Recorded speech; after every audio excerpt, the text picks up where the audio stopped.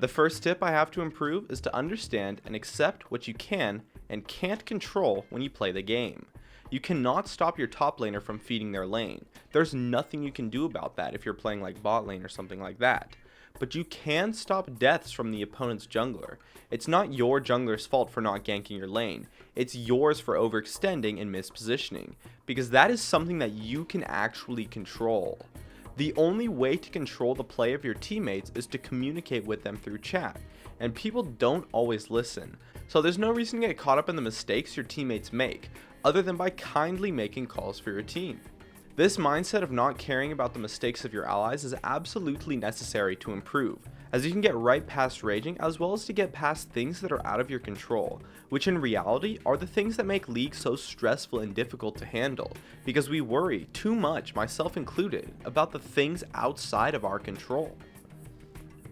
The next big tip I have is to watch your replays.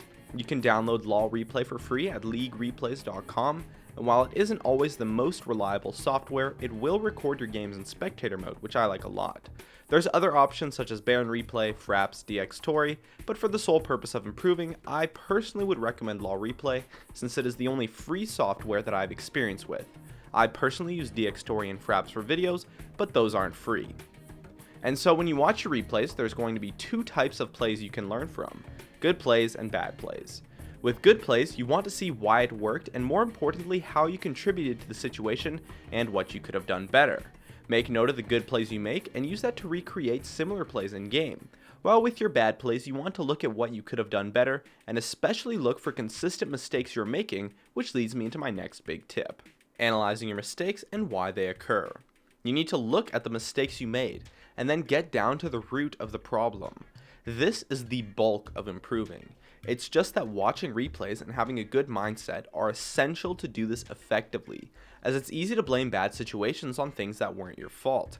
No matter what the situation is, good or bad, there is always something you could have done better. And when you watch replays, that's what you want to look for, and especially look for consistencies in that. And then take notes and constantly review those notes.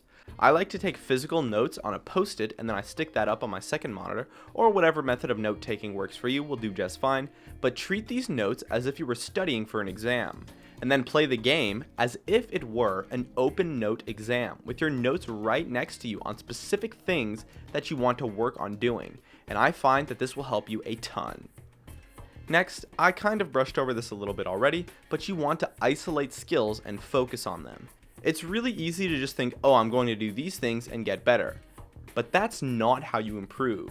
You improve by looking at things like, oh, I take free poke in lane too much, so I need to tone that down and position safely when I'm not looking to play aggressive in lane. It's the buildup of all those small skills and mechanics that eventually culminate together to make you a better player. You don't simply think, oh, I'm going to improve and work hard. No, you need to focus on and isolate specific concepts and mechanics that you are bad at. Improve on those, and then once you're satisfied with your improvement in that area, move on to another area. Don't try to improve at too many aspects of the game at once, as it's hard to focus on so many things while also playing the game. And lastly, when it comes to legitimately improving, you need to play a lot of games. I recently went on a trip to Berkeley for a few days for my orientation for school next year, and between the traveling, I didn't play any ranked games for a period of about 5 days or so. And even though I played a lot before I left, with lots of streams and stuff, when I came back to play again, my play was significantly worse. It's probably going to take me a good 6 to 8 games just to get back to the point I was before I left, and my break was only 5 days long. As a general rule of thumb, it takes 1 to 2 games per day that you didn't play League to get rid of the rust from not playing. Now, we all have legitimate reasons for not playing, just like I did going to my orientation, but if you can help it, playing at least 1 or 2 games a day, every day, will really just help you a ton. As when you get into it and get a ton of motivation, it will be really easy to just sit down and play a good 5+ games in one day. As opposed to when you're constantly taking long breaks, it's really difficult to get back into the game for a long session. While taking breaks is a great strategy for losing streaks and tough losses, limit your break length to a maximum of a full day if you can help it, and you should improve a lot faster. And that just about covers it. My name is Jeremy, and that's it for my video on my top 5 tips to improve at the game.